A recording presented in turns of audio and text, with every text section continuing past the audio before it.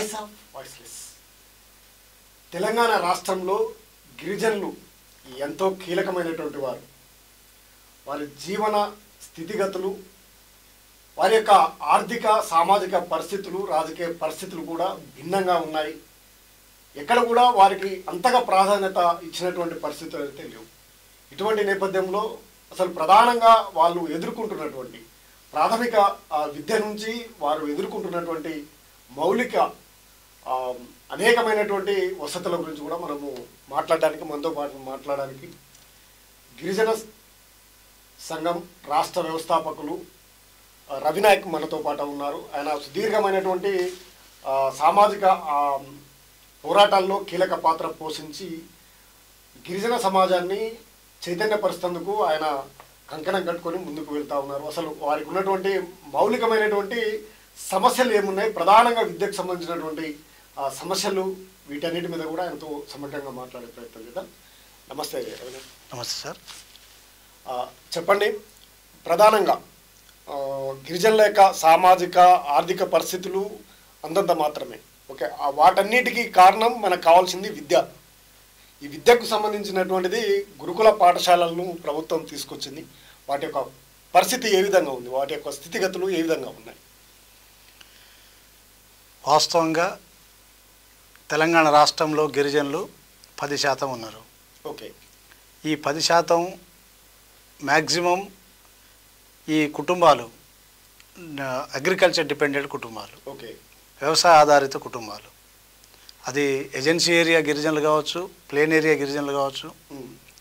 ఒక ఎరకల కమ్యూనిటీ మినహా మ్యాక్సిమం మిగతా సబ్ ట్రైబ్స్ అంతా డిపెండ్స్ ఆన్ అగ్రికల్చర్. ఓకే, ఈ పరిస్థితిలో సాధారణ రైతు ఎటువంటి పరిస్థితుల్ని, ఎటువంటి ప్రభుత్వాన్ని నుంచి నిస్సహాయతను ఎదుర్కొంటూ ఉన్నాడో అటువంటి నిస్సహాయతను గిరిజన రైతులు కూడా, గిరిజన ప్రజలు కూడా ఎదుర్కొంటున్న పరిస్థితి సహజంగా చూస్తున్నాం.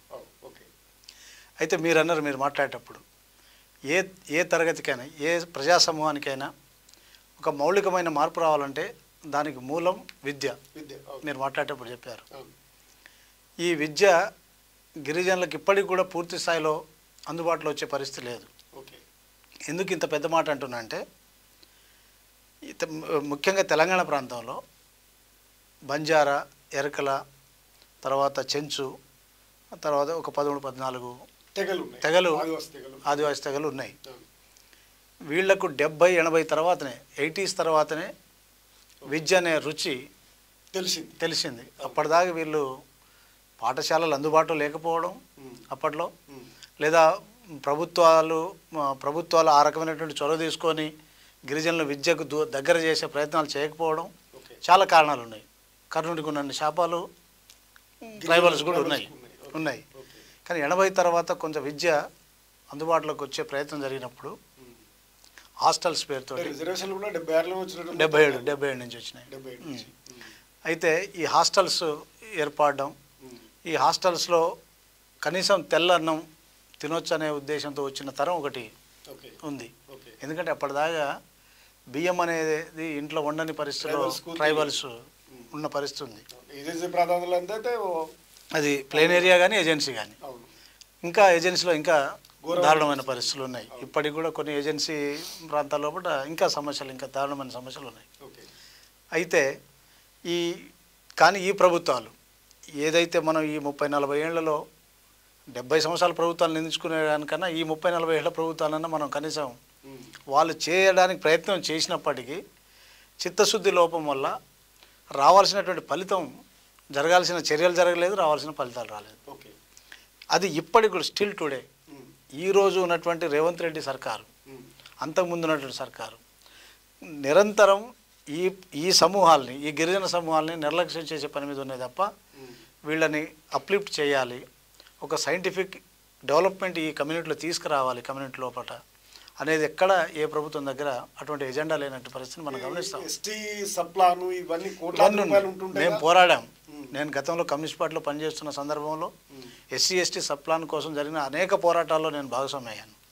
నేను దాదాపు ఒక 20 years నుంచి స్టూడెంట్ రైట్స్ కానివ్వండి, లేదా ట్రైబల్స్ రైట్స్ మీద నేను నిరంతరంగా పనిచేస్తున్నటువంటి పరిస్థితి ఉంది.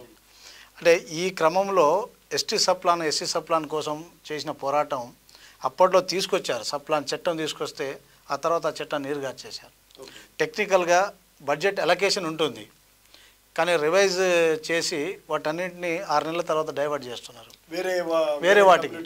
అది మేము చాలా సందర్భాల్లో ఉపన్యాసాలు చెప్పేటప్పుడు ఎస్టీ ఫండ్ని హుసేన్ సాగర్ని క్లీన్ చేయడానికి పెడతారు, ఎస్టీ ఫండ్ని ఇంకేదో పని మీద అసలు సంబంధం లేని పార్కులు డెవలప్ చేయడానికి పెడతారు. ఎస్టీ లొకాలిటీ ఆడ నుంచి నడిస్తే ఒక 10 మంది నడిస్తే అది ఎస్టీకి సంబంధించిన రోడ్ అని చెప్పేసి ఈ బడ్జెట్ని అలొకేట్ చేసే పరిస్థితి చూసినాం.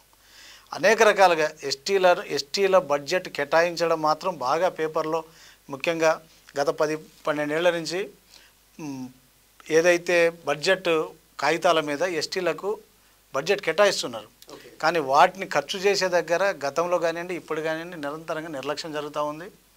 నిజంగా ఆ డబ్బుల్ని ఖర్చు పెడితే, నిజంగా ఎస్టీల కోసమే ఆ 10% అలొకేషన్ జరుగుతున్న డబ్బుల్ని ఖర్చు పెడితే, ఇప్పుడు మొన్న బడ్జెట్లో కూడా 5,000-6,000 కోట్లు కేటాయించారు, వాటిని 10,000 కోట్ల దాకా కేటాయించారు. వాటిని ఖర్చు పెట్టే పరిస్థితి ఉండదు. అలా కనీసం 30% కూడా ఖర్చు పెట్టారు.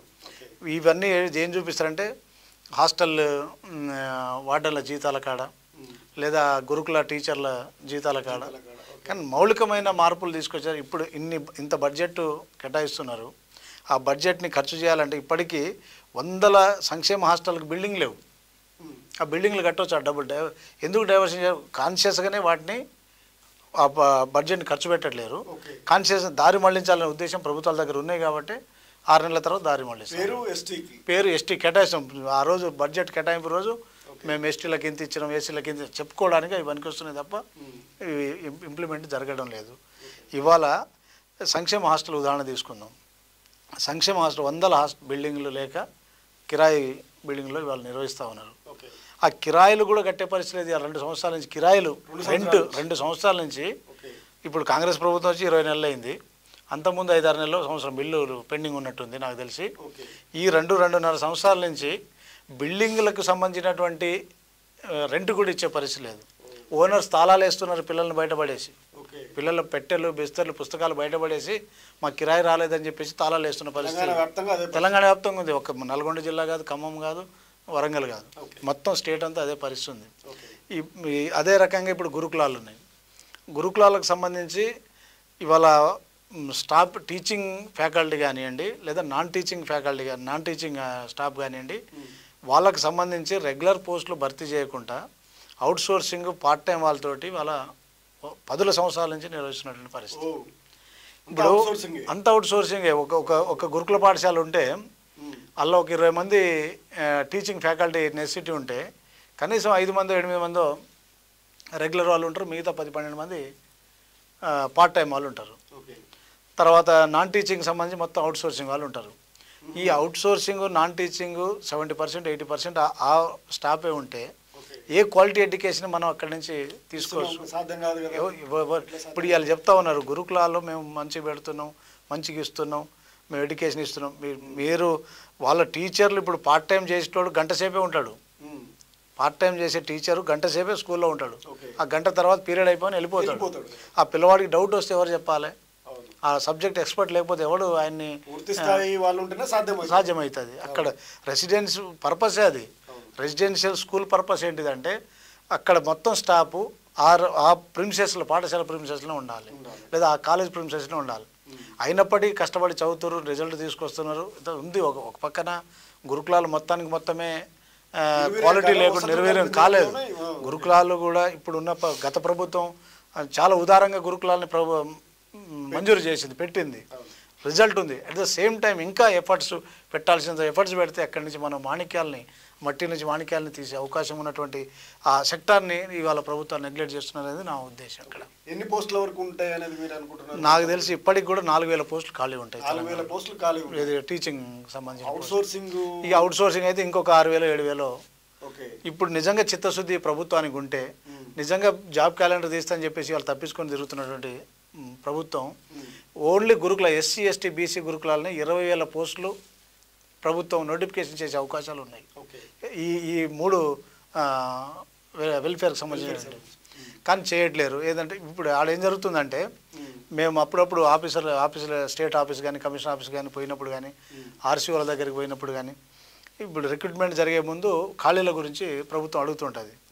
మళ్ళీ ప్రభుత్వం ఎంత దుర్మార్గమైన డైరెక్షన్ చేస్తుందంటే ఇప్పుడు ఖాళీ అంటే రెగ్యులర్ పోస్ట్ ఉంటే అది ఫిలప్ అన్నట్టు.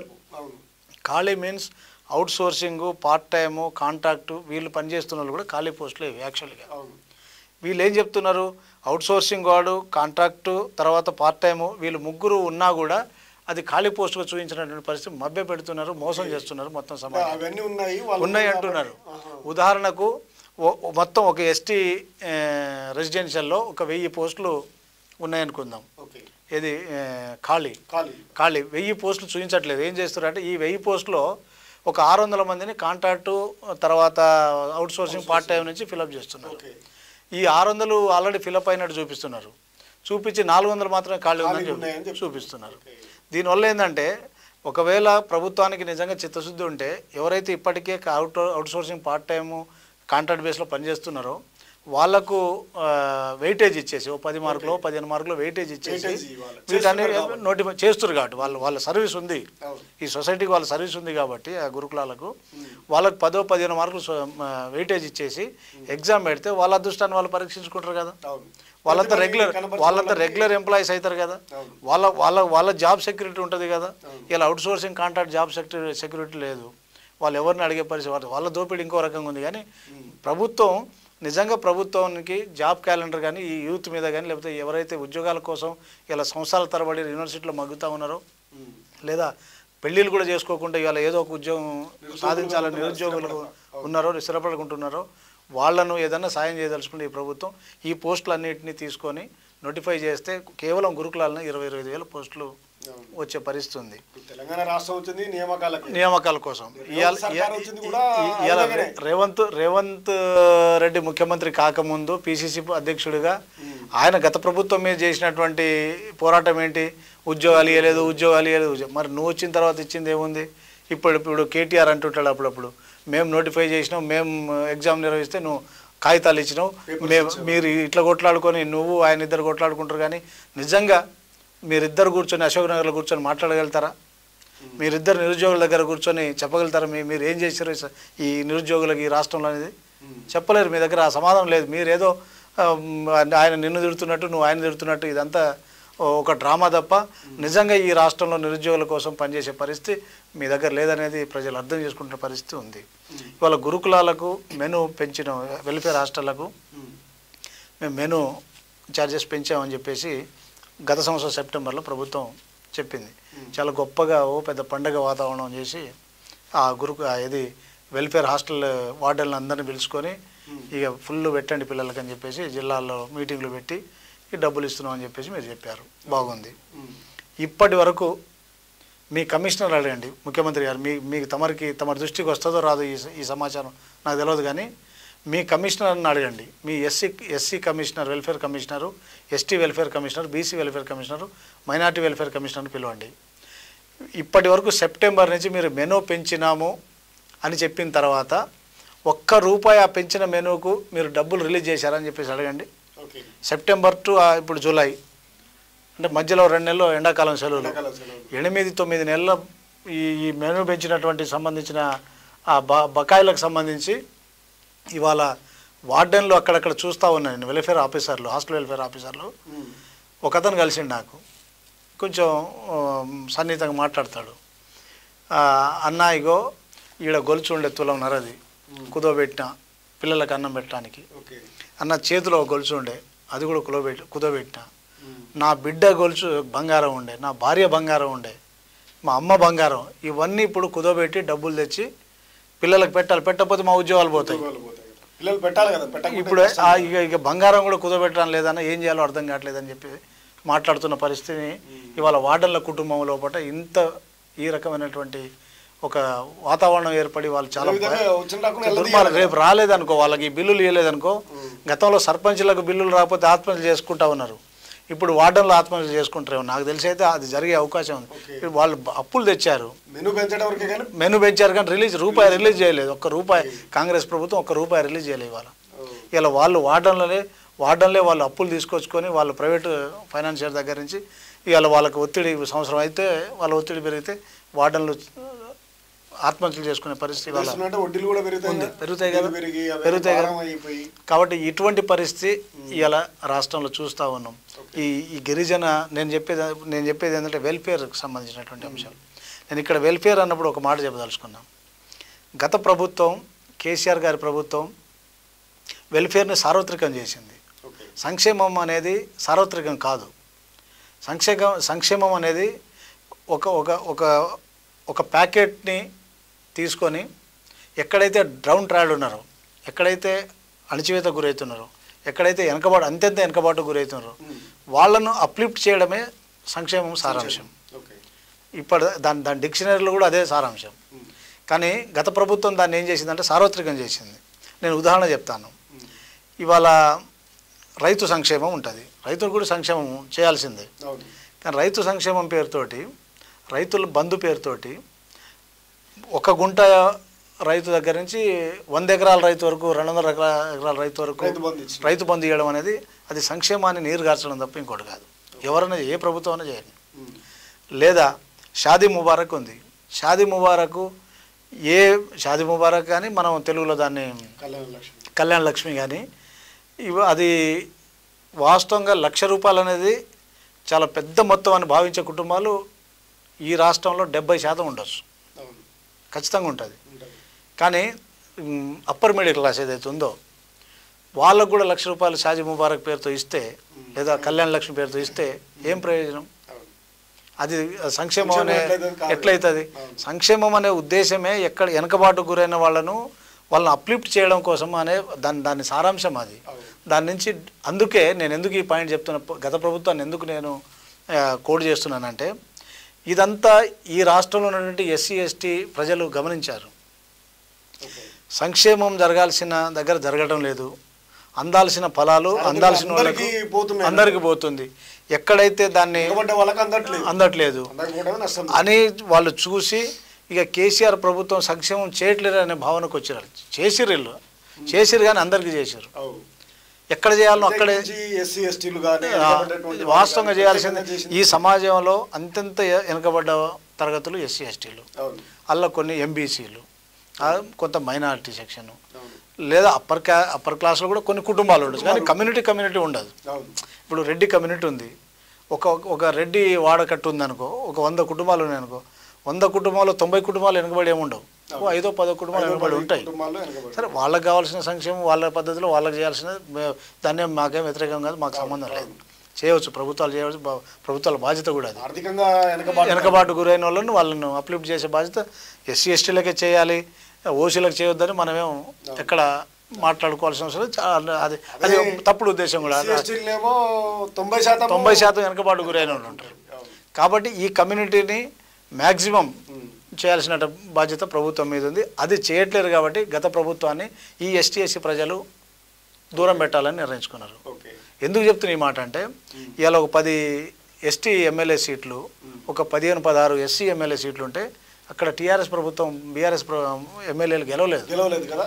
మ్యాక్సిమం రాష్ట్ర వ్యాప్తంగా ఎస్టీలో 10కి 10 కాంగ్రెస్ గెలిచిందండి. ఒక్కటి కూడా గెలవలేదు. అది మేబీ ఏజెన్సీ ఏరియాలో కావచ్చు, ప్లేన్ ఏరియాలో మైదానం కావచ్చు. అంటే ఇటువంటి పరిస్థితి ఎస్సీది కూడా దాదాపు అదే పరిస్థితి. ఇటువంటి పరిస్థితి ఎందుకు వచ్చిందంటే ఈ సంక్షేమం అనేది సార్వత్రికం చేయడం వల్ల ఆ ప్రజలు దాన్ని జీర్ణించుకోలేక గత ప్రభుత్వాన్ని ఇంటికి పంపించారు. గమనించాలి. ఎందుకంటే స్పెషల్గా డెఫినెట్లీ ప్రత్యేకంగా వాస్తవానికి కాంగ్రెస్ పార్టీ అంటే రెడ్డి సామాజిక వర్గానికి సొంతం అన్నట్టు ఉంటుంది. అటువంటి దానికి కాంగ్రెస్ కు ఎస్సీ ఎస్టీలు వేసిరు అంటే గత ప్రభుత్వం వ్యతిరేకత అనేది అంటే ఇప్పుడున్న ప్రభుత్వం మీద కూడా ఈ వర్గంలో వ్యతిరేకత వచ్చేసిందండి. నేను స్పష్టంగా నేను నిత్యం ప్రజల్లో ఉంటా. ఎందుకు వచ్చిందంటే ఈ కాంగ్రెస్ ప్రభుత్వం రాకముందు ఎన్నికల మేనిఫెస్టోలో భాగంగా చేవేళ్ల ఎస్టీ డిక్లరేషన్ పేరుతో ఒక 60 హామీలు ఎస్టీ కమ్యూనిటీకి ఈ రేవంత్ రెడ్డి నాయకత్వంలో పిసిసి ప్రెసిడెంట్గా మేము అధికారంలో వస్తే ఇగో ఈ పనులు చేస్తాను. నేను కొన్ని చెప్తాను. వాళ్ళు ఏం చెప్పారంటే తండాలు గ్రామ పంచాయతీ చేశారు, దానివల్ల ఉపయోగం లేదు. వాళ్ళ భాష నేను మాట్లాడాను. బీఆర్ఎస్ చేసింది, బీఆర్ఎస్ ప్రభుత్వం తండాలని గ్రామ పంచాయతీ చేసింది. దానివల్ల ఉపయోగం లేదు. ఏం చేయాలి? తండాలు రెవెన్యూ పంచాయతీలు చేస్తామని చెప్పారు. మరి ఏది లేదు కదా. గురుకులాల్ని ఇంతకుముందు మాట్లాడుకున్నాం, స్ట్రెంగ్ చేస్తామన్నారు, బిల్డింగ్లు కట్టిస్తామన్నారు, తర్వాత రెగ్యులర్ స్టాఫ్ ఇస్తామన్నారు. ఏది? కిరాయి ఇచ్చే పరిస్థితి కూడా లేదు. తర్వాత ముఖ్యంగా ఏది మన ఏజెన్సీ ఏరియాలో సీతక్క మంత్రి గారి ప్రాంతం కానివ్వండి, ఖమ్మం కానివ్వండి, వరంగల్ కానివ్వండి, మనకు కూడా నల్గొండ జిల్లాకు దేవరకొండ ప్రాంతంలో కానివ్వండి, కొంత మిర్యాలు కూడా ఈ ప్రాంతంలో కూడా హుజూర్ నగర్ ప్రాంతంలో కూడా ఎస్టీలు ముఖ్యంగా ఎస్టీలు అటవీ భూముల్ని సేద్యం చేసుకుంటా ఉన్నారు. దాంట్లో కొన్ని టెక్నికల్ ప్రాబ్లమ్స్ వాళ్ళకు రెగ్యులర్ వాళ్ళు ఏదైతే చట్టం చెప్తుందో అటవీ హక్కుల చట్టం ప్రకారం ఈ ఎస్టీ కమ్యూనిటీలు వాస్తవంగా అటవీ భూముల మీద ఉన్నారు. చాలా కాలం నుంచి ఆధారపడి ఉన్నారు, చాలా కాలం పోరాడుతున్నారు. కల్టివేషన్ కూడా ఉన్నారు. అయితే వాళ్ళు ఏం చెప్పారు? కేసీఆర్ ప్రభుత్వం తూతు మంత్రంగా అటవీ హక్కుల చట్టాన్ని అమలు చేసింది, మేము అధికారంలో వస్తే అటవీ హక్కుల చట్టాన్ని పకడ్బందీగా అమలు చేస్తామని చెప్పారు. 1 ఎకరా కూడా ఇవ్వలేక 2 ఏళ్లలో. సీతక్క గారి నియోజకవర్గంలో కూడా ఇవ్వలేక. తర్వాత ఇంకోటి ఏం చెప్పారంటే అటవీ భూములు పట్టాలు ఇప్పటికే పొందిన వాళ్లకు ఈ సోలార్ విద్యుత్ ద్వారా వాటర్ ఫెసిలిటీని కల్పిస్తామని చెప్పారు. సోలార్ ద్వారా ఇస్తామని, వాటర్ ఫెసిలిటీ కల్పిస్తామని దానికి సంబంధించినటువంటి కార్యాచరణ ఇప్పుడు తయారీనే లేదు, చెప్తామన్నారు. వాటి గురించి లేదు. ఇక ఇట్లా చెప్పుకుంటూ పోతే వాళ్ళు 60లో 1 కూడా ఎవరైనా ఉంటే మాట్లాడండి. మరి ప్రభుత్వం నుంచి ఎవరైనా లేదు, మీ అవగాహన లోపం ఉంది, మేము ఇక 60లో 20 చేసినామని చెప్తే మనం విందాం డెఫినెట్లీ. కానీ చేసినట్టు పరిస్థితి లేదు. ఇది ఎస్టీ ప్రజల లోపల ఇప్పుడు మిగతా రైతు బంధు మిగతా ప్రజలకు ఉన్నటువంటి సమస్యలు కూడా ఉంటాయి యాజ్ ఇట్ ఈజ్గా. దీంట్లో రేవంత్ రెడ్డి ప్రభుత్వం మీద ఇప్పటికే ఈ ట్రైబల్ కమ్యూనిటీ లోపల ఒక వ్యతిరేకత అనేది గూడు కట్టుకుంది. ప్రారంభమైంది అంటలేను, ప్రారంభం అవడానికి సంవత్సరం కాలం క్రితమైంది. ఇవాళ ఎన్ని రోజులు చూస్తారండి? ఇప్పుడు అన్నం ఉడికిందా లేదని ఒక మెతుకుతో చూస్తారు. ఈ ప్రభుత్వం వచ్చి ఏం చేసిందని గమనించడం ఒక 6 నెలలు, సంవత్సరం. ఇప్పుడు 2 సంవత్సరాలు అయింది, సుమారుగా 20 నెలలు అయింది. ఇంకొక 6 నెలల ముందే ఎన్నికల వాతావరణం వస్తుంది. రైట్, ఇదే భలే గుర్తు చేశారు సార్. ఇది దీని తర్వాత చెప్తాను. నేనేమంటున్నా అంటే ఒక్క పని చేయలేదు. 10% రిజర్వేషన్ మీద నేను ఇంతకుముందు జానారెడ్డి గారి దృష్టి కూడా తీసుకెళ్ళాను. ఒక మీటింగ్లో వారు కూర్చున్న మీటింగ్లో పాల్గొంటే జానారెడ్డి గారు ఉన్నారు, రవిరెడ్డి గారు ఉన్నారు, వాళ్ళ అబ్బాయి ఎమ్మెల్యే జయవీర్ గారు ఉన్నారు, బీఆర్ఎస్ ఎమ్మెల్సీ కోటిరెడ్డి గారు దగ్గర ఉంటారు. కాబట్టి వీళ్ళకి చెప్తే కొంచెం వాళ్ళు అక్కడ 1,00,000 ఓట్లు ఉన్నాయి గిరిజనులై సాగర్లో 1,00,000 అంటే 2 లక్షల్లో 1,00,000 ఓట్లు ఉన్నాయి. ఎవరు ఎమ్మెల్యే ఉండాలన్నా అక్కడ గిరిజనుల కీలకమైనటువంటి డిసైడింగ్ ఫ్యాక్టర్. సరే, ఒక సందర్భం వచ్చి ఒక మీటింగ్లో మాట్లాడే సందర్భంలో నేను చెప్పాను, వాళ్ళకి అప్పీల్ చేశాను, 10% రిజర్వేషన్ ఈ ప్రభుత్వం అమలు చేయడం లేదు. ఇది స్పష్టం. 6.5% అమలు చేసి ఇప్పుడు గతంలో ఉన్నటువంటి బీఆర్ఎస్ ప్రభుత్వం రాకముందు, తెలంగాణ కాకముందు ఏదైతే ఉమ్మడి రాష్ట్రంలో ఉందో 6.5% అమలు చేస్తూ ఉన్నారు. అది జ్యుడిషియల్ డిపార్ట్మెంట్ కానివ్వండి, లేకపోతే ఎడ్యుకేషన్ డిపార్ట్మెంట్ కానీ ఎన్ని నోటిఫికేషన్ ఇప్పుడు వచ్చిన రీసెంట్లీగా కస్తూర్బాకి సంబంధించినటువంటి సిబ్బందికి రిక్రూట్మెంట్ జరిగినాయి. దాంట్లో కూడా 6.5% 10% లేదు. టీఆర్ఎస్ ప్రభుత్వం అమలు చేసింది, దాన్ని జియో ఇచ్చింది, కొంత అమలు చేసి ప్రయత్నం చేసింది. తర్వాత కాంగ్రెస్ ప్రభుత్వం వచ్చి ఎక్కడ కూడా 10% ఇవ్వలేదు. ఎందుకంటే ఈ కమ్యూనిటీ మీద కాంగ్రెస్ ప్రభుత్వానికి చిత్తశుద్ధి లేదనేది మేము భావిస్తాం. కావట్లేదు 100%. దీని మీద ఓపెన్ చర్చకు సిద్ధం. ఏ కలెక్టర్ గారినైనా అడగమని చెప్పండి వాళ్ళ ప్రభుత్వం నుంచి. ఎక్కడ నోటిఫికేషన్ ఇచ్చిన దగ్గర కనీసం ఇవాళ 10% రిజర్వేషన్ అమలు చేసే పరిస్థితి కూడా ఈ ప్రభుత్వం లేదు. దీంతో పాటు ఈ ఏదైతే ఎస్టీ సంబంధించిన ఇన్స్టిట్యూషన్స్ ఉంటాయి, కేవలం సప్లాన్ ఎస్టీ బడ్జెట్ మీదనే అవి రన్ అయ్యే ఇన్స్టిట్యూట్స్ ఉంటాయి. దాన్ని ఇప్పుడు ఇంతకుముందు ఏజెన్సీలో ఎస్టీ ప్రాంతంలో ఎస్టీలకు ఉద్యోగాలు ఇవ్వాలని చెప్పేసి ఒకటి ఉండేది, జియో నెంబర్ 1. దాన్ని నీరుగారుస్తూ ఉన్నారు, ఒక భాగం. ఇప్పుడు అటువంటి ప్రాంతంలో కనీసం విద్యా వాలంటీర్ చేసుకోవడానికి కూడా ఎస్టీలకు అవకాశం ఇస్తున్న పరిస్థితి లేదు. ఏది కూడా ఈ ప్రభుత్వం ఎంత ఆశతో అయితే ఈ గిరిజన ప్రజలు ఇక కాంగ్రెస్ వస్తే మనకి మేలు చేస్తుంది అని చెప్పేసి ఎంత ఆశ పెట్టుకొని వన్ సైడ్గా మామూలు మెజార్టీ కూడా ఇవ్వాలి. ఇప్పుడు గిరిజనులు చాలా పెద్ద, ఇప్పుడు నల్లగొండ ఎంపీ కాన్స్టిట్యున్సీలో ఎస్టీ ఓట్లు 12 లక్షలు 14 లక్షలు అనుకుంటా. 14 లక్షల్లో దాదాపుగా 6 లక్షల ఓట్లు గిరిజనులు ఉంటాయి. 5 నుంచి అప్రాక్స్ నాకు తెలిసి 5 నుంచి 6 లక్షల ఓట్లు గిరిజనులు ఉంటాయి. అంటే నల్గొండ ఎంపీ కాన్స్టిట్యున్సీ పరిధిలో కూడా చాలా ప్రభావితమైనటువంటి ఓటింగ్. మీరు సూర్యాపేట నుంచి మొదలు పెడితే కోదాడ, హుజూర్ నగర్, మిర్యాలగూడ, సాగరు, దేవరకొండ, ఈ కాన్స్టిట్యూన్సీ ఎక్కడ కూడా 40-50 వేలకు తక్కువ. మీకు సాగరు, దేవరకొండ 2 లక్షల పైన ఉంటుంది ఓట్లు. అటువంటి కాన్స్టిట్యున్సీలో గొప్పలు చెప్తా ఉంటారు. దక్షిణ భారతదేశంలో పెద్ద మెజారిటీ వచ్చిందని చెప్పేసి రేవంత్ రెడ్డి చెప్తాడు, రఘువీర్ రెడ్డి చెప్తాడు, జానారెడ్డి చెప్తాడు. ఎట్లా వచ్చింది?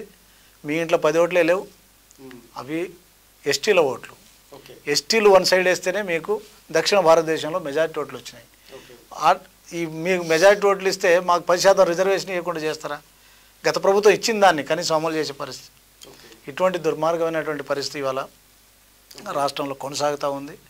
కాబట్టి ప్రజలు ఇప్పటికీ నేనేం చెప్తున్నా అంటే, కాంగ్రెస్ ప్రభుత్వానికి ఈ గిరిజన ప్రజల మీద ఏమన్నా చిత్తశుద్ధి ఉంటే, ఏదైతే చేవేళ్ళ డిక్లరేషన్, ఎస్టీ డిక్లరేషన్లో మీరు హామీలు ఇచ్చారో ఒక 60 పాయింట్లు, దాని మీద ఒక కమిషన్ని పెట్టండి, ఒక కమిటీని పెట్టండి, దాన్ని స్టడీ చేయండి. అన్ని కమ్యూనిటీ, అన్ని సబ్ ట్రైబ్స్, ఇక్కడ ఉన్నటువంటి 10-15-20 గిరిజన తెగలకు సంబంధించినటువంటి ప్రతినిధుల్ని దాంట్లో పెట్టండి, పెట్టి స్టడీ చేయండి. కనీసం స్టడీ చేయండి.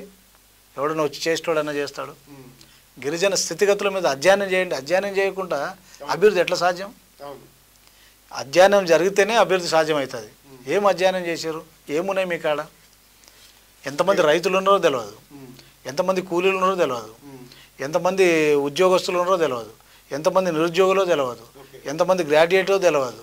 ఈ ప్రభుత్వం ఎంత మభ్యపెట్టి కాలం వెళ్ళ తీసుకొని బిస్తరు దులుపుకొని పోతురు తప్ప ముఖ్యమంత్రులు నిజంగా ఈ కమ్యూనిటీని, ఎస్టీ సబ్ ట్రైబ్స్లని తెగలవారీగా అధ్యయనం చేయండి, తెగలవారీగా అభివృద్ధి చేయాలి. డెఫినెట్లీ మేమేం దాన్ని వ్యతిరేకించట్లేదు.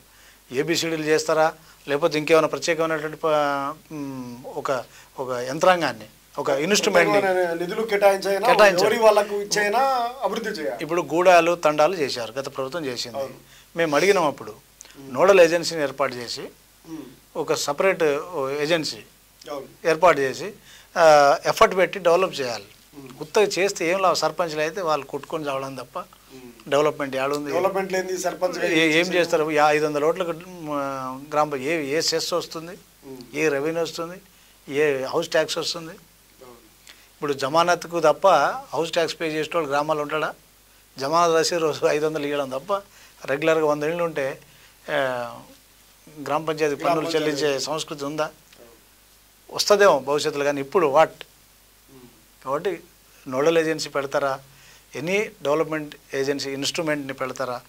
దాన్ని పెట్టి ఏదైతే ఎలకేషన్ జరుగుతున్న బడ్జెట్ని మిగిలిపోతే అలా పడేయండి, అలానే ఉంచండి. మీరెవరు తీసుకోవడానికి?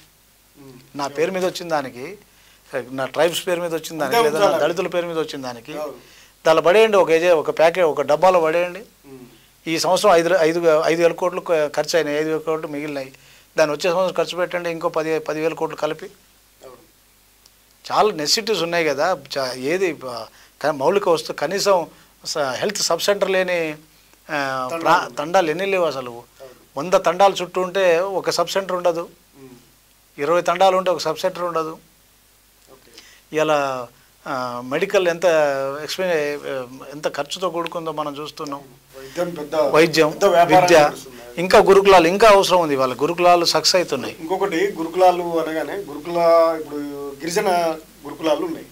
అక్కడ ఉపాధ్యాయుల నియామకం అంటే ఓన్లీ గిరిజనులే ఉంటారా, అందరికీ ఉంటుందా? ఎట్లా ఉంటుంది అది అసలు? అంటే అక్కడ ఉన్నటువంటి వారిని అభ్యున్నతులుగా తీర్చిదిద్దడానికే వాళ్ళని కేటాయించేది. మరి గిరిజనులే కేటాయిస్తారా, ఎవరికి ఇస్తారు అది పోస్టింగ్? ఇప్పుడు చట్టం ఒకటి ఉంటుంది, ధర్మం ఒకటి ఉంటుందండి. చట్టపరంగా అయితే అందరికీ అవకాశాలు ఇవ్వాలి, న్యాయంగా అందరికీ అవకాశాలు ఇవ్వాలి. కానీ ధర్మం ఏంటంటే, నువ్వు గిరిజనులకు అభివృద్ధి చేయడం కోసం ఆ డబ్బుల్ని ఖర్చు పెట్టాలనుకుంటున్నావు. మరి గిరిజనులు ఎట్లా ఉపాధి ఇస్తే కదా వాడు అభివృద్ధి అయ్యేది. ఇప్పుడు ఒక ఒక ఎస్టీ గురుకులాలో 50 పోస్టులు 20 పోస్టులు అవసరం ఉంటే 20 మంది ఎస్టీలను పెట్టాలనుకోవడం కరెక్ట్ కాదు. కానీ కనీసం నాన్ టీచింగ్ వర్క్ అయినా ఎస్టీలను పెట్టండి. కూరగాయలు కోసే ఉద్యోగం ఎస్టీలు పనికిరాలా? దానికన్నా రిజర్వేషన్ ఇవ్వండి. టీచింగ్ చెప్పడానికి అయితే క్వాలిటీ కావాలి. మాకు బ్రాహ్మణి చెప్పినా వింటాం, మాకు రెడ్డి వచ్చి చెప్పినా వింటాం, కమ్మ వచ్చి చెప్పినా వింటాం, మాదిగ చెప్పినా వింటాం, లంబడాని చెప్పినా వింటాం, ఎరకలాని చెప్పినా వింటాం. అది వాళ్ళ వర్త్ని బట్టి ఇవ్వండి, ప్రతిభను బట్టి ఇవ్వండి. కానీ కూరగాయల కోసే దగ్గర కూడా ఇంకోళ్ళని తీసుకొచ్చి పెట్టేదానికి అక్కడన్నా కనీసం ఎస్టీలను ఇవ్వండి. కనీసం వాకిలు ఊడడానికన్నా ఎస్టీలని ఆ రిజర్వేషన్ ఇవ్వండి. అక్కడ చిన్న చిన్న పనుల కన్నా అయిపోతున్నాయి వీళ్ళకి ఉద్యోగాలు లేకుండా బజార్లో తిరుగుతున్నారు. కాబట్టి ఎస్టీ ఫండ్ ఖర్చు అయ్యే దగ్గర మేజర్గా అది ఎస్టీకి బెనిఫిట్ అయ్యే ప్లాన్ ఒకటి ప్రభుత్వం దగ్గర ఉండాలి. అట్లాంటిది ప్రభుత్వం దగ్గర లేదు. ప్రభుత్వాలకు ఇవన్నీ అవసరం లేదు. ఈ వ్యవసాయ రంగానికి ఎక్కువ ఆధారపడి ట్రైబల్స్ ఉంటారు, ముఖ్యంగా లంబాడ తెగకు సంబంధించింది. కానీ ఏజెన్సీ ప్రాంతాల్లో కానీ వ్యవసాయానికి సంబంధించినటువంటి ట్రైబల్స్ ఎదుర్కొంటున్నటువంటి ప్రధాన సమస్య ఏముంది? ఇవాళ ట్రైబల్స్ వ్యవసాయం మీద 100% ఆధారపడి ఉన్నారు. అది కూలీగానా లేదా రైతుగానా. అయితే ఇక్కడ దారుణమైన విషయం ఏంటంటే ఏ ట్రైబ్ దగ్గర కూడా 2 ఎకరాలకు మించి భూమి లేదు. ఒక 2 ఎకరాలు మించి ఉందంటే అది ఏళ్ల మీద లెక్క పెట్టుకోవచ్చు. ఒక ఊరు ఒక 100 కుటుంబాలు ఉన్నటువంటి ఒక ఊరు ఉంటే ఒక 2 కుటుంబాలకో 3 కుటుంబాలకో 2 నుంచి 5 ఎకరాలు 6 ఎకరాలు ఉండే అవకాశం ఉంది. కానీ మిగతా 98 కుటుంబాలకు ఎకరము, అరెకరము, 2 ఎకరాలు, 3 ఎకరాలు.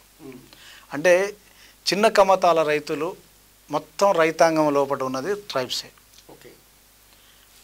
కాబట్టి వీళ్ళు నిజంగా వ్యవసాయానికి బానిసలు. ఈ ఎకరము 2 ఎకరాలు పనిచేస్తే నేను కూడా స్వతహాగా రైతుని. ఒక ఎకరం 2 ఎకరాలు వ్యవసాయం చేస్తే 10,000 కూడా మిగిలేదు సార్. 6 నెలలకు 10,000 మిగిలేదు సార్. అంటే ఈ రైతు భార్య వీళ్ళిద్దరూ ఈ 2 ఎకరాల మీదనే పనిచేస్తారు. అంటే ఈ 10,000లో ఈ 6 నెలలకు 6 అంటే 12 నెలలు ఇద్దరు కలిపి 12 నెలలకు 10,000 పంచండి 800 రూపాయలు వస్తుంది. వీళ్ళ జీతం 800 రూపాయలు. వాళ్ళు చేసే పనికి వాళ్ళు రైతు అని ఒక ఆత్మగౌరవంతో బతకడానికి తప్ప, నాకు 2 ఎకరాల భూమి ఉందని చెప్పుకోవడానికి తప్ప వాళ్ళ. అందుకే మనం చూస్తున్నాం గ్రామాల్లో, మీరు కూడా చూసే ఉంటారు, మీరు కూడా గ్రామీణ ప్రాంతం నుంచి వచ్చారు. ఒక 10-20 ఏళ్ల క్రితం 2 ఎకరాలు ఉన్న రైతు, ఒక 10 ఏళ్ల క్రితం 2 ఎకరాలు ఉన్న రైతు 10 ఏళ్ల తర్వాత ఎకరానికి 6 ఎకరానికి వస్తాడు. కారణం ఏంటంటే పెట్టుబడులు ఎక్కువైతున్నాయి, బిడ్డ పెళ్ళికి వస్తుంది, లేకపోతే పిల్లాడు చదువుకు వస్తుంది, అప్పుల పాలవుతాడు, ఇక తీర్చే పరిస్థితి లేదు. అలా వచ్చేది ఎంత 10,000 కదా, ఇక అల్ల 1 ఎకరం తీసేస్తాడు. లేదా భూమి మీద అంతెంత అభిమానంతో వల్లమైన అభిమానంతో ఆత్మహత్య చేసుకొని వేస్తాడు. అమ్మడం అనేది వాడు జీర్ణించుకోలేడు రైతు. ఇది ఆత్మహత్య కారణాలు.